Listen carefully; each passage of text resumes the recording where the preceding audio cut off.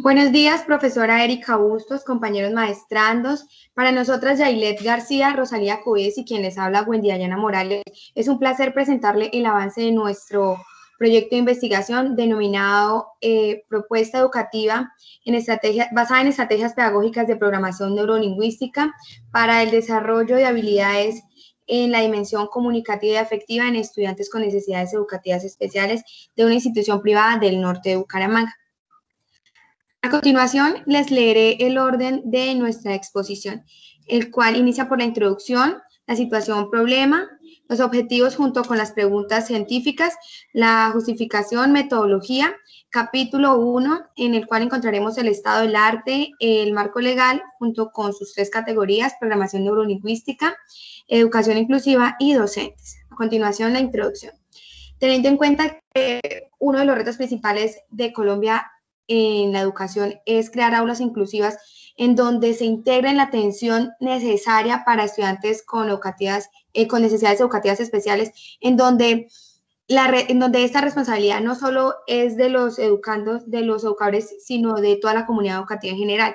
Pretende que esos estudiantes sean partícipes de una construcción social, puedan desarrollar habilidades propias, habilidades autónomas y crear lazos colaborativos y afectivos con todos.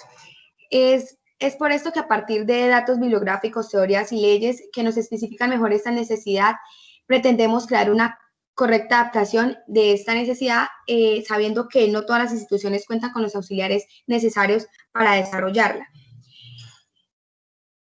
Bueno, a partir de esto se genera nuestra situación problema, y es que en las aulas educativas o en las aulas inclusivas no encontramos los espacios adecuados para el desarrollo formativo e integral, y por lo general se terminan vinculando los estudiantes a aulas comunes en las cuales la práctica educativa no es la correcta, y son inapropiadas para el desarrollo de sus habilidades. El aprendizaje debe ser un aprendizaje continuo, un aprendizaje basado en competencias, un aprendizaje armónico en donde se adapten las diferentes herramientas que nos permite el sector educativo. Y una de estas herramientas, una de estas estrategias es la programación neurolingüística. Y es que la mayoría de profesores o instituciones no conocen cuáles son los canales adecuados de transmisión, los canales de transmisión de los estudiantes, y por ende no se trabaja en base a ellos. Con esos canales podemos trabajar en base a las habilidades y no necesariamente a las necesidades de cada uno. A continuación se formula nuestra pregunta de investigación, en la cual podemos especificar cómo las estrategias pedagógicas de programación neurolingüística permiten desarrollar habilidades en la dimensión comunicativa afectiva en los estudiantes con necesidades educativas especiales de una institución privada del norte de Bucaramanga. En busca de una solución del problema planteado, diseñamos nuestro objetivo general, el cual pretende implementar estrategias pedagógicas en programación neurolingüística para desarrollar habilidades en la dimensión comunicativa y afectiva en niños con necesidades educativas de un colegio privado del norte de Bucaramanga. Para el desarrollo de nuestro objetivo general es necesario especificar las metas antes de empezar a reorientar nuestro proyecto. Para esto creamos nuestros objetivos específicos, en el cual el primero pretende realizar un diagnóstico con los estudiantes seleccionados y de esta manera tener en cuenta cuáles son las características propias de aprendizaje. A partir de este objetivo específico, creamos nuestra pregunta científica, la cual dice: ¿cómo es el aprendizaje de los estudiantes con necesidades educativas especiales de una institución privada del norte de Bucaramanga? Nuestro segundo objetivo específico dice lo siguiente: a partir de este diagnóstico diseñaremos las estrategias pedagógicas basadas en programación neurolingüística para de esta manera empezar a implementarlas más adelante, pero antes nuestra pregunta científica. ¿Cuáles son las estrategias pedagógicas basadas en programación neurolingüística que se deben utilizar para mejorar el aprendizaje de esos estudiantes? Después de crearlas, vamos a aplicar esas estrategias en esos estudiantes, y nuestra pregunta científica dice: ¿cómo pueden las estrategias pedagógicas basadas en programación neurolingüística contribuir con el correcto proceso de aprendizaje de los estudiantes con necesidades educativas especiales? Ya aplicadas estas estrategias, proseguimos a evaluar nuestra propuesta de estrategias pedagógicas basadas en programación neurolingüística en los estudiantes seleccionados. Y nuestra pregunta científica dice, ¿cómo será el avance del estudiante con necesidades educativas especiales después de aplicadas estas estrategias? A continuación, la justificación. La razón fundamental de la propuesta educativa, de nuestra propuesta educativa, es favorecer la formación integral en estudiantes con necesidades educativas especiales para que tengan la oportunidad de mejorar su calidad de vida. Ellos están amparados en el Decreto 366 del 2009, por el medio del cual se reglamenta la organización del servicio de apoyo pedagógico para la atención de los estudiantes, tanto con discapacidad como con talentos excepcionales en el marco de la educación inclusiva.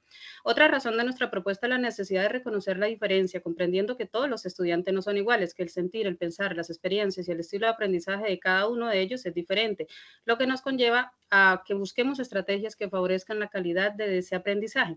También tenemos en nuestra propuesta la necesidad de construir una conciencia social donde el proyecto de vida de los estudiantes con necesidades educativas especiales sea responsabilidad de todos y que el compromiso de las instituciones educativas y el apoyo familiar incondicional sean la clave para lograr el éxito. Metodología.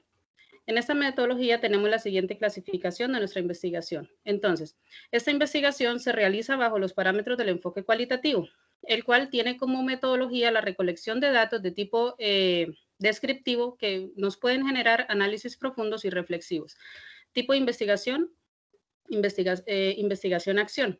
Acá tenemos en cuenta el contexto donde vamos a realizar la investigación y las posibles estrategias que abordaremos dependiendo de las condiciones.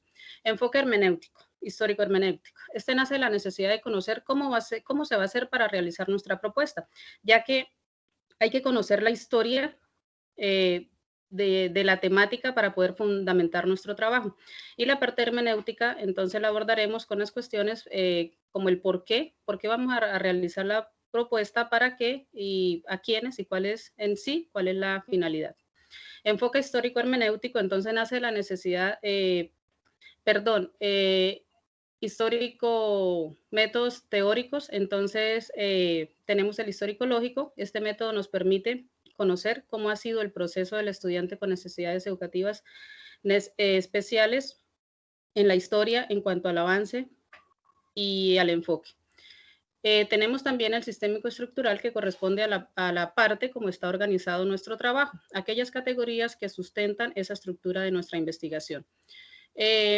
Los métodos empíricos que nos permiten nos presentan una base fundamental para la generación de estrategias o de herramientas de acuerdo a las necesidades que encontremos. En estos métodos, entonces, empíricos tenemos el diagnóstico, la entrevista y la recolección de la información. Y como población tenemos la comunidad educativa. Capítulo 1. Aquí vamos a hacer un reencuentro del estado del arte, el marco legal y las respectivas categorías.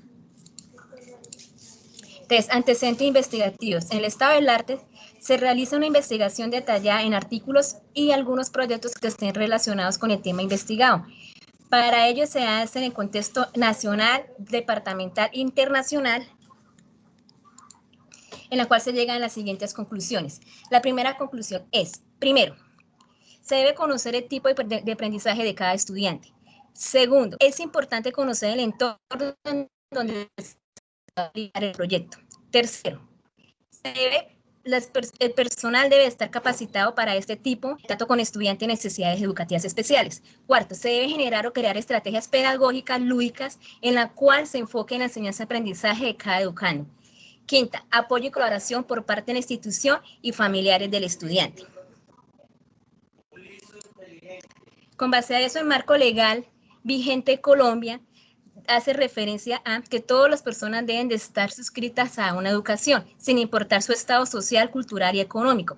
Para ello, la Ley 115 de 1994, Ley General de la Educación, en el artículo 46 y 47, resalta la importancia de que las personas con discapacidad deben estar en la educación y, por ende, el Estado y las instituciones deben de brindarles todas las herramientas necesarias para su adecuado proceso de formación.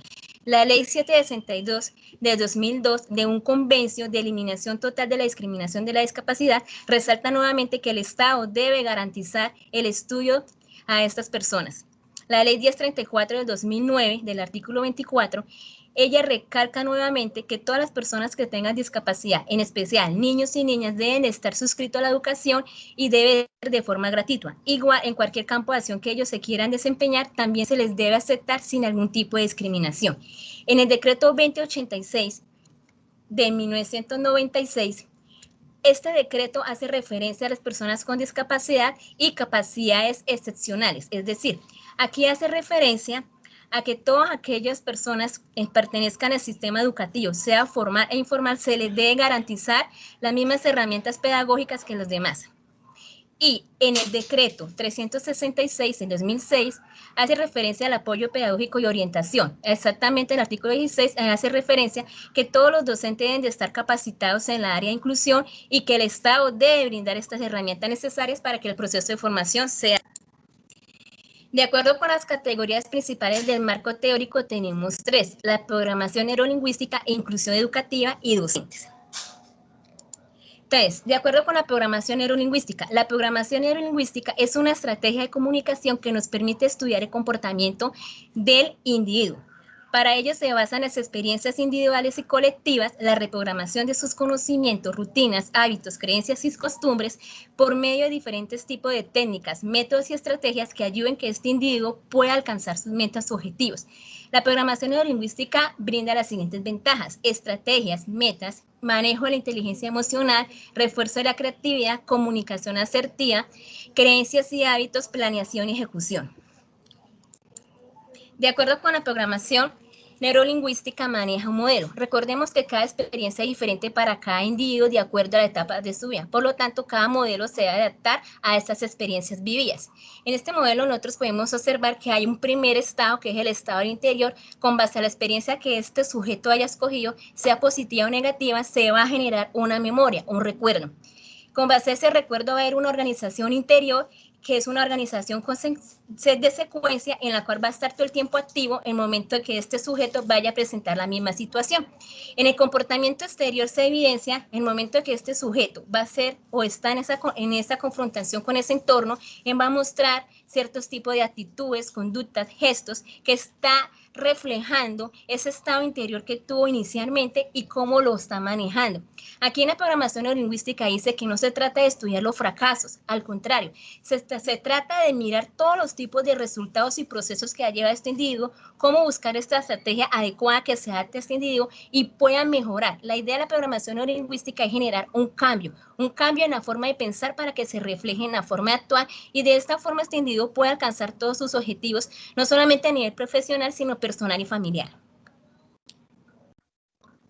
Con base a esto, la programación neurolingüística se enfoca en 3 sistemas representacionales que son en VACA, que es visual, auditivo y kinestético. Cada individuo desarrolla una de estas 3 más que las otras. La idea de la programación neurolingüística es que se puedan desarrollar las 3 para que sea una formación integral. En la parte visual, la persona tiene una memoria fotográfica, aprende muy fácil, adquiere muy fácil la información, viendo imágenes, fichas, leyendo, lectura y escritura. El auditivo aprende todo, más que todo por sonidos, por ondas, y ellos deben tener mucho cuidado porque todo lo organizan de una forma secuencial. En caso de que llegue a haber una interrupción, su proceso de información o de aprendizaje puede haber interrumpido. El kinestésico aprende todo más es por la parte emocional y la parte del movimiento. Una vez que ellos adquieren su aprendizaje o su información, es difícil de olvidar y son los que más rápido recuerdan en ese momento. A continuación vamos a ver la educación inclusiva. Es fundamental en educación inclusiva reconocer las etapas o modelos que hicieron posible su reconocimiento a lo largo de la historia.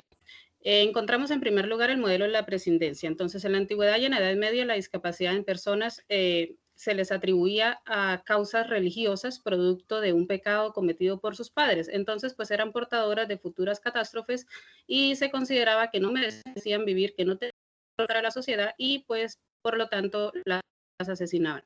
En segundo lugar, el modelo médico. A principios del siglo XIX y debido a las mutilaciones en cientos de soldados que participaron en la Primera Guerra Mundial y en cuanto al avance también de leyes laborales, los aspectos físicos y mentales dejaron de ser vistos como un designio divino y pasaron a ser tratados por el modelo médico. Entonces, eran enfermedades que de pronto consideraban que podían tener un tratamiento.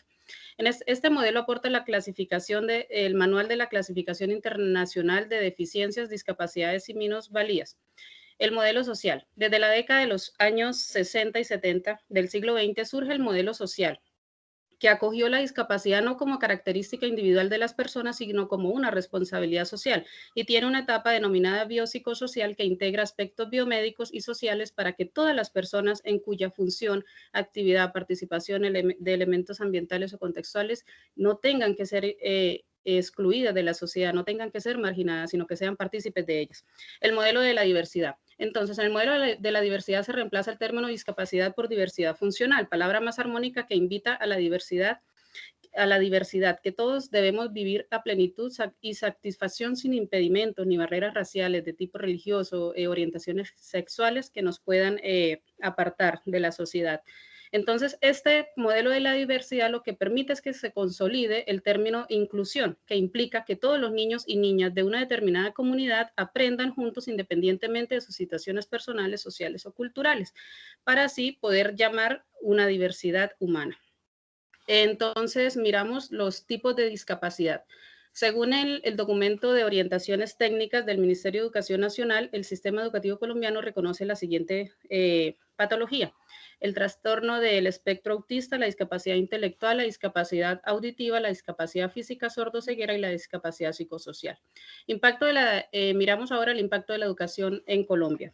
Educación inclusiva en Colombia, perdón. Entonces, como ya lo mencionaba anteriormente, el hecho de que la educación inclusiva haya evolucionado a lo largo de la historia y haya adquirido en cada modelo, en cada etapa, una serie de discursos impregnada de derechos universales, eso no significa que se garanticen los derechos en nuestro país. Conocemos grandes brechas en nuestro país y pues de ello no podemos quedarnos quejándonos, sino debemos aprovechar, debemos hacernos cargo de esa responsabilidad social que nos compete a todos y tratar de descubrir en aquellas diversidades funcionales lo positivo de estos estudiantes para poder favorecer su proyecto de vida y trabajar siempre en pro de la educación inclusiva. Gracias. Bueno, en nuestra categoría denominada docentes presentaremos algunos autores que nos establecerán mejor el rol del docente.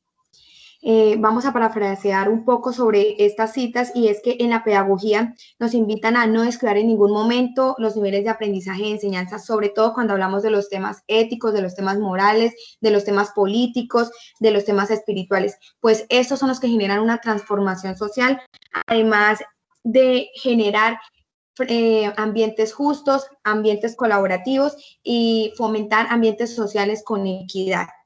A partir de esta pedagogía se debe motivar. Y cuando hablamos de la motivación, siendo nuestro pilar fundamental la pedagogía, significa participar, y no se puede llegar a una motivación de los estudiantes sin pensar previamente en que el docente debe estar motivado, pues él es el que genera los trabajos en el aula. Si bien se sabe que el pilar fundamental de la educación es el estudiante, se debe estar motivando al docente junto con toda la comunidad educativa. Teniendo en cuenta la pedagogía y la motivación, es importante desarrollar diferentes ambientes armónicos que nos permitan crear un aprendizaje basado en competencia secuencial que desarrollen no solo las habilidades cognitivas, sino afectivas. Para esto es necesario trabajar en nuestra dimensión afectiva, que nos permitirá entornos favorables del aprendizaje. Si bien en lo anterior hablamos de desarrollar, es necesario que el docente promueva. ¿Cómo promueve? Pues es el rol fundamental del docente promover estrategias, clases lúdicas que nos permitan un aprendizaje significativo, fomentando el trabajo colaborativo, además de una comunicación constante entre docentes y estudiantes. Bueno, nosotros tenemos un estudio, López García en el 2014 nos indica que la formación docente debe ser constante, aunque él dice que el inicio de la formación docente siempre se proyecta con un final. El final vendría siendo el título universitario, pero eso solo depende de la vocación del docente, pues la continuidad la determina uno mismo. En un canal, en un ambiente en donde estamos formando continuamente, es necesario nosotros formarnos o capacitarnos diariamente sobre todas las diversidades que nos rodean. Además de esto, el aprendizaje se implica a lo largo de la vida. Un estudio realizado por Pájaro, Sarmiento y Ramírez en el 2017 nos indican que los docentes no conocen cómo se realiza o cómo se debe estructurar un currículo, pues es necesario para la formación de estrategias, pues por lo general los profesores lo que hacen es utilizar diferentes estrategias y apenas conseguimos la adecuada, no buscar más, pues nos encaminamos con esa y ya. Entonces, él nos invita a que estemos en la reestructuración y formación del currículo, siendo quien nos ayude a la calidad educativa. Gracias. En las siguientes diapositivas encontraremos algunas citas bibliográficas en las que nos fundamentamos para realizar nuestro marco. Y para terminar, quiero leerles una pequeña frase del físico alemán Albert Einstein, quien además de ser considerado científico más importante, nos deja una gran enseñanza con sus palabras, la cual dice lo siguiente: es el supremo arte del maestro despertar la curiosidad de la expresión creativa y del conocimiento. Muchísimas gracias a todos y con esto finalizamos nuestra exposición.